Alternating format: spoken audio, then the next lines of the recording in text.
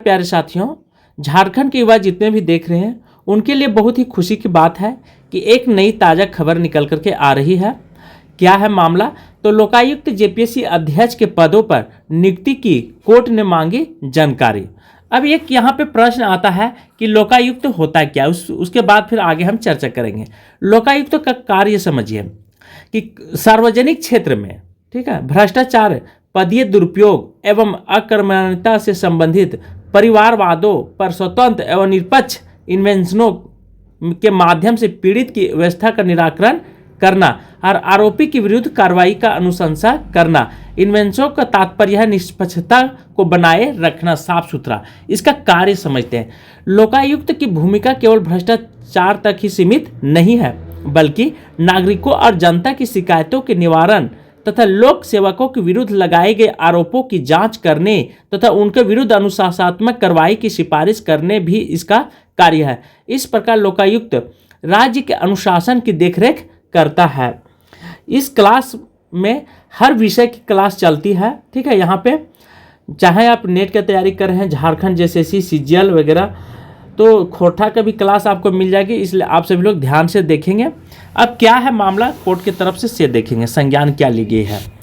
रांची संवाददाता झारखंड हाईकोर्ट के chief justice M H Ramchandra Rao ने जस्टिस गौतम चौधरी को खंडपीठ के गुरुवार को राज्य के मुख्य सूचना आयुक्त, लोकायुक्त, मानवाधिकार आयोग के चेयरमैन समेत अन्य महत्वपूर्ण पदों पर नियुक्ति की मांग को लेकर के दायर याचिका सुनवाई हुई है। सुनवाई के दौरान राज्य सरकार ने 5 फरवरी तक अपडेट जानकारी मांगी गई है। इसके अलावा जेपीएससी के अध्यक्ष पद की नियुक्ति के संबंध में है। ये सब मामला बहुत ही गंभीर मामला है। देखिए, चुनाव के समय इनकी जो वोट बैंक है, इनका जितनी चीज़ें हैं, रिजल्ट 1-2 दिन के बाद तुरंत आ जाते हैं, लेकिन बच्चों के भविष्य के बारे में ये सब जरा सा भी नहीं सोचते हैं। इसके अलावा जेपीएससी के अध्यक्ष पद नियुक्ति के संबंध में खंडपीठ ने अपडेट जानकारी मांगी है। इससे पूर्व राज्य सरकार की ओर से अधिवक्ता राजीव रंजन ने कोर्ट को बताया कि मानव अधिकार आयोग के चेयरमैन और सूचना आयुक्त की नियुक्तियां की प्रक्रिया चल रही है, ठीक है। इस तरह से इन लोगों ने जिस तरह से पदों का दुरुपयोग किया है और झारखंड के सभी नई सरकार का गठन किया है। झारखंड में अभी नई सरकार का गठन हुआ है, तो नेता प्रतिपक्ष के संबंध में भी नोटिफिकेशन जारी नहीं हुआ है। राज्य सरकार की ओर से स्टेट रिपोर्ट बताने के लिए समय की मांग की गई है, जिस पर अदालत ने 1 महीने का समय दिया है। 5 फरवरी तक अपडेट मांगी गई है, ठीक है, ये ध्यान रखेंगे पदों की नियुक्ति के लिए। और महाधिवक्ता ने बताया नियुक्ति प्रक्रिया चल रही है, स्टेटस रिपोर्ट बताने के 1 माह का समय लिया है। एक और विज्ञापन निकल करके आई है, वह विज्ञापन क्या है इस पर भी आप देखेंगे। एक और मामला है कि पेपर लीक में फंसी 7 भर्तियां, परीक्षाओं को मिली हरी झंडी। ये कहाँ का है? तो ये शिमला से निकल करके आ रही, स्वास्थ्य विभाग का है, देख लीजिए, एनएचएम का है। तो यहाँ पे बहुत सारे, देखिए, केवल एक ही राज्य में नहीं, ये धांधली हर राज्य में चल रही पेपर लीक का। तो इसके प्रति एक सरकार की तरफ से केंद्र सरकार ने तो कानून बना ली है। 9 वर्ष के मौके पर मुख्यमंत्री हेमंत सोरेन राज्यवासियों की बधाई और शुभकामनाएं दी। उन्होंने कहा कि प्रदेशवासियों के योगदान की झारखंड के देश के अग्रणी राज्यों में शुमार करेंगे। मुख्यमंत्री सभी से राज्य के विकास की सहयोग बनाने की अपील की। उन्होंने कहा कि राज्य वीर शहीदों और महान क्रांतियों के सपनों को, राज्यवासियों के आकांक्षाओं को साकार करते हुए सोना झारखंड का निर्माण हमें मिलकर करना है। अंतिम पायदान पर खड़े व्यक्ति का संवेदनशील के साथ पहुंचकर हम उन्हें राज्य के सर्वांगीण विकास का हिस्सा बनाने भी काम करेंगे। सभी के सहयोग से आने वाले समय में बेहतर तरीके से दूरदर्शिता के साथ राज्य आगे बढ़ेगा। उधर बुधवार को उनकी सरकारी आवास पर मुलाकात करने वाले का तांता लग रहा है। वरीय अधिकारियों ने उन्हें 9 वर्ष की बधाई दी है। मुख्यमंत्री ने सबको शुभकामनाएं भी दी है। ये इससे आपका कोई लेना देना नहीं है। पीएम जनमन योजना के तहत जनजातीय क्षेत्रों के बच्चों को जोड़ने की पहल की जा रही है और झारखंड के 10 स्कूलों में छात्रों को मिलेगी आवासीय सुविधा। बहुत ही खुशी की बात है कि झारखंड छात्रों के लिए कि यहाँ पे अब आवासीय सुविधा क्यों मिलेगी, इस पर आप ध्यान रखें। जैसे बहुत सारे जनजाति ऐसे हैं जो शिक्षा से वंचित हैं, तो उनको मुख्य धारा में लाने के लिए, जोड़ने के लिए ऐसी पहल की जा रही है। तो यह बहुत ही अच्छी खबर निकल कर के आ रही है झारखंड की तरफ से और इस पर हर व्यक्ति को ध्यान देना चाहिए। झारखंड के 10 स्कूलों में आवासीय सुविधा विकसित की जाएगी।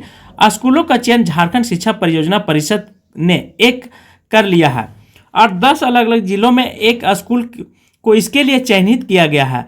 इन स्कूलों में हॉस्टल निर्माण की प्रक्रिया शुरू भी कर दी गई। इनमें से सुदूर जनजाति समूह के भी बहुत सारे बच्चे आ रहे हैं। इस बात को आपको ध्यान रखना है।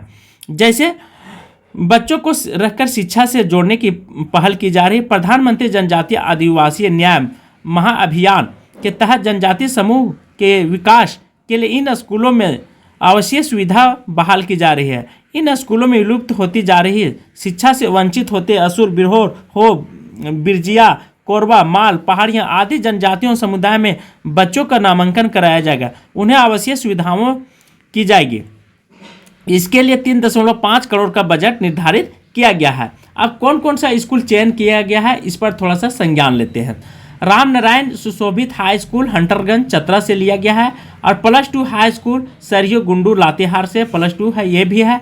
इन सभी विद्यालयों को लिया गया संज्ञान में। उसके बाद 2 केमन हाई स्कूल इचाक हजारीबाग और गवर्नमेंट हाई स्कूल मुरकुंदा गुमला से, basic medical school Amrapara Pakur से और +2 MS हाई स्कूल किसको लोहरदग्गा से, +2 हाई स्कूल भुंडरिया गढ़वा से और PVTG plus school high school Lakhoria Deoghar से। हाई स्कूल के करीदा रामगढ़ दुमका और MS स्कूल सिजवा गिरिडीह से। ये सब विद्यालय को चयन किया गया है। कितने विद्यालय के अंतर्गत? तो 10 विद्यालय के अंतर्गत, ध्यान रखेंगे। उसके बाद 10 अलग अलग जिलों में चिन्हित किए गए स्कूल और झारखंड शिक्षा परियोजना परिषद की ओर से चयनित स्कूलों में हॉस्टल का निर्माण कार्य शुरू किया गया। क्या है PM जनमत योजना, इस पर ध्यान रखेंगे। 2023-24 के बजट में घोषणा की गई थी कि विशेष रूप से कमजोर जनजाति समूह, ठीक है, सामाजिक आर्थिक स्थिति को बेहतर बनाने के लिए प्रधानमंत्री PVTG विशेष रूप से कमजोर जनजाति समूह का विकास कमीशन शुरू किया गया है। इस पहल पर उद्देश्य सुरक्षित आवास और स्वच्छ पेयजल, स्वच्छता, शिक्षा और स्वच्छ पोषण के बेहतर पहुंच के साथ साथ बेहतर सड़क, दूरसंचार संपर्क और PVTG घरों और आवासों में अस्थायी आजीविका के अवसर जैसी आवश्यक सुविधा प्रदान करना। इसी नियमित झारखंड के 10 स्कूलों का भी चयन किया गया है जहां हॉस्टल निर्माण कार्य प्रारंभ कर दी गई है। अब इनमें कौन कौन बच्चे आएंगे इस पर भी देखिए, ध्यान दीजिए। PM जनमत योजना की PGTV समुदाय के लिए, इसके लिए जनजातीय समुदाय के बच्चों को आवासीय सुविधा देकर शिक्षा से जोड़ा जाएगा। केंद्र सरकार की इस योजना का विभाग तात्पर्य के मतलब लगी हुई है, बहुत अच्छी है और ये है शशि रंजन जो परियोजना का निर्देशक है। तो ये सब मामला निकल करके आ रही है, आप सभी लोग ध्यान से देखेंगे। और बहुत सारे विज्ञापन हैं, ठीक है, शिक्षा से रिलेटेड।